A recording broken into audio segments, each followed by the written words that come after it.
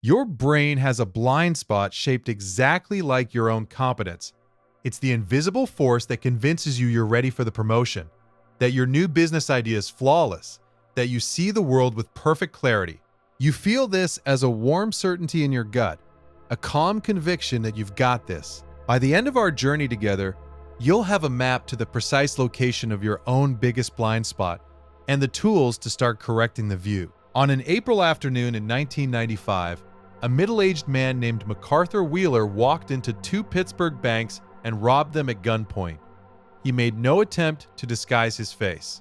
He smiled at the surveillance cameras on his way out. Later that night, when the 11 o'clock news broadcast the security footage, police received an anonymous tip. Within the hour, they were at Wheeler's front door. He was incredulous. He stared at the police officers in pure disbelief. "But I wore the juice," he muttered.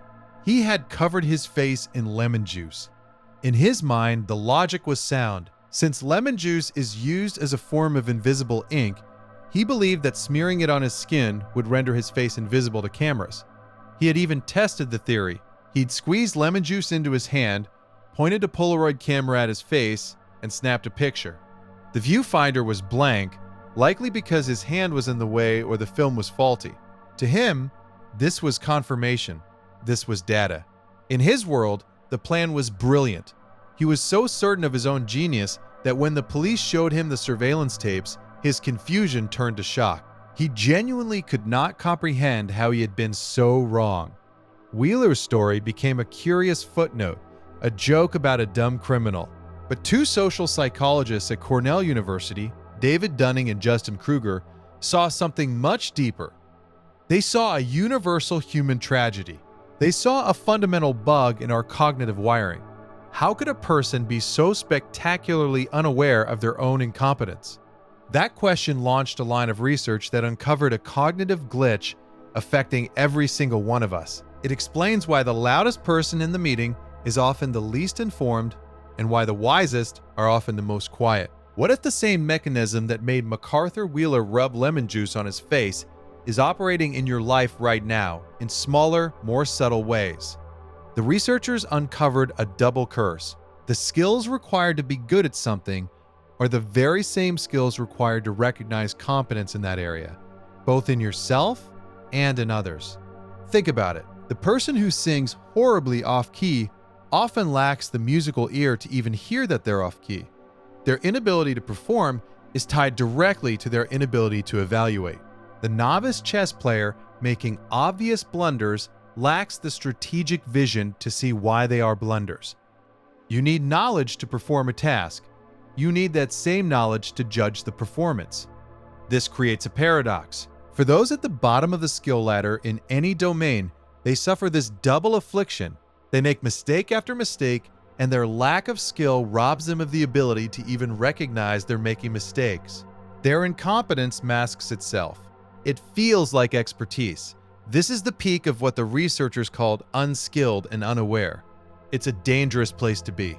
It's the land of loud certainty and catastrophic failure. So, if the least skilled are often the most confident, how do you know you're not one of them? That question should feel uncomfortable. It's the first step out of the fog. Imagine a junior software developer, fresh out of college. She's smart. She aced her classes. She believes she's one of the best coders of her generation. For the first 6 months at her new job, she works on a project, convinced she is building a work of art. The code is elegant. The logic is pristine. Then comes her first major code review. Her senior colleagues sit down with her, and they begin to pull it apart. Gently, professionally, but relentlessly. They point out inefficiencies she couldn't see. They show her security vulnerabilities she never considered. They reveal a dozen ways her elegant solution would fail under real-world stress. In that conference room, her world shatters. The warm glow of certainty is replaced by a cold, flooding shame. Every line of code she was proud of now looks like a childish scribble. This is the moment of truth. This is the crash. The feeling of being an imposter is overwhelming. Her first instinct is to get defensive, to argue, to protect the fragile ego that just got vaporized. Or maybe to just quit, to decide that these people are just mean, or that this job isn't the right fit. Many people choose that path. They retreat back into an environment where their self-perception won't be challenged. That pain you just imagined her feeling, that is the only cure. The brutal, ego-crushing collision with reality is the smelling salt that wakes you up from the dream of your own brilliance. It's the moment you descend from that false peak of confidence into what's called the valley of despair. It feels like a failure. It feels like you've gone backwards. And that feeling is where the possibility for real growth begins. But knowing this pain is the medicine isn't enough. You need a system for seeking it out, for managing it, and for using it to climb the real mountain of mastery. So how do you build this system? How do you reliably find your own blind spots? The first tool is to reframe the purpose of feedback. Most people seek validation. They want to hear they're doing a good job. You must begin to hunt for calibration. You need data that shows you where you truly are on the map, even if that location is miles from where you thought you were. This means changing the questions you ask. Instead of asking a colleague, "What did you think of my presentation?" which invites a polite, useless answer, you ask something more precise. Ask, "What is one thing you would have done differently to make the core message 10% clearer?" Or, "If you had to argue against my main point, what would your strongest argument be?" These questions force a critical response. They give the other person permission to stop being polite and start being helpful. You are asking for the hard truth. You must be prepared to receive it with gratitude as a gift. It will sting. That sting is the feeling of learning. The second tool is to force yourself to teach. Find someone, anyone, and try to explain a concept you think you understand. The moment you try to transmit knowledge, you discover every single gap in your own thinking. You'll find yourself using vague language because you don't quite grasp the specifics. You'll stumble when they ask a basic question you never thought to ask yourself. The act of teaching is a self-diagnostic tool of unparalleled power. A physicist once said that if you can't explain a concept to a first-year student, you don't really understand it.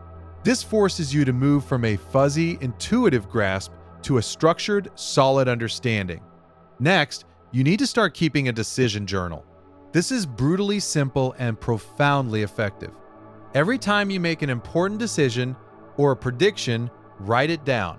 Write down what you expect to happen, why you expect it, and how confident you are on a scale of 1 to 10. Then, weeks or months later, revisit the entry. Compare your confident prediction to the messy reality of what actually occurred. The project you were 90% sure would finish on time took an extra 6 months. The stock you were certain would go up dropped by half. This practice is humbling because your memory is a liar. It constantly rewrites history to make you look smarter, to smooth over your bad calls. A journal is a time machine that confronts you with the unedited version of your own judgment. Over time, you'll see patterns in your overconfidence. You might be great at predicting technical outcomes, but terrible at predicting how people will react. The journal gives you a data-driven map of your own blind spots. It replaces vague feelings with cold, hard evidence. This leads to a more advanced practice. Study your failures with the same intensity that others study success.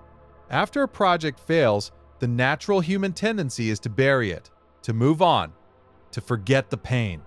This is a massive waste of priceless information. You must perform an autopsy.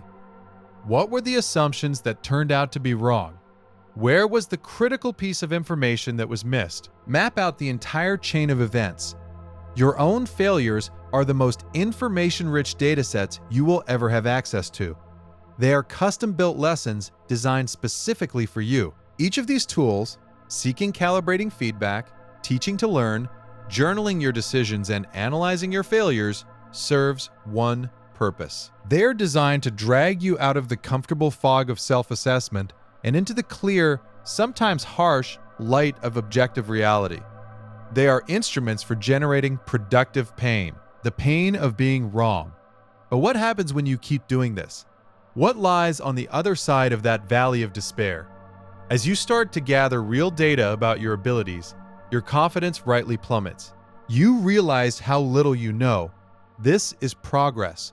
You are now aware of your own incompetence, which means you are no longer in the most dangerous quadrant.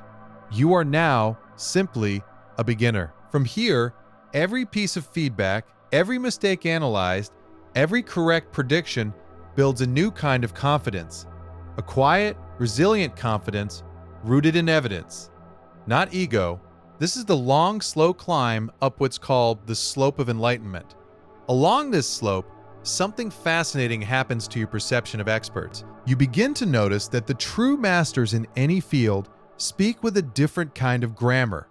They use words like maybe, it seems, the data suggests. They are comfortable with nuance and uncertainty. They're quick to point out the limits of their own knowledge. This humility is a direct result of their expertise. They have climbed high enough up the mountain to see the vast, breathtaking mountain range of all the things they still don't know. The beginner who has read one book on a topic is certain they understand it all. The master who has read 1,000 books is acutely aware of the 1,001st book they haven't read. Their confidence comes from a deep understanding of the territory, including the parts of the map that are still blank. This is the expert's paradox. The more you know, the more you realize how little you know. And yet, this is the most powerful and effective place to operate from.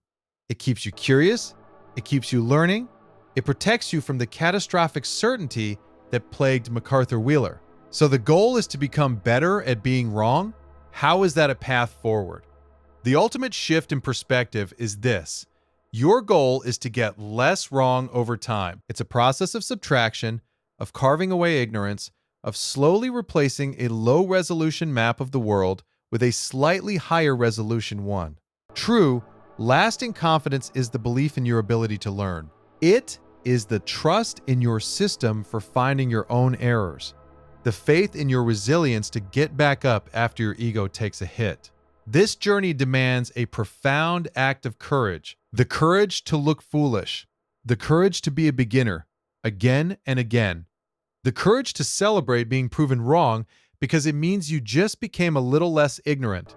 It requires you to decouple your ego from your ideas. Your ideas are temporary hypotheses to be tested, broken, and improved. They are not you. Starting right now, today, this moment, your assignment is simple. Find one thing you are absolutely certain about, the politician who is completely right, the investment that is a sure thing, the reason your friend is struggling. Find that feeling of absolute certainty, then go and spend 30 minutes actively searching for the most intelligent, compelling evidence that proves you wrong. That is your first step. It will feel like a step backward. It is the only way to move forward. The fog is comfortable. The clarity is out here.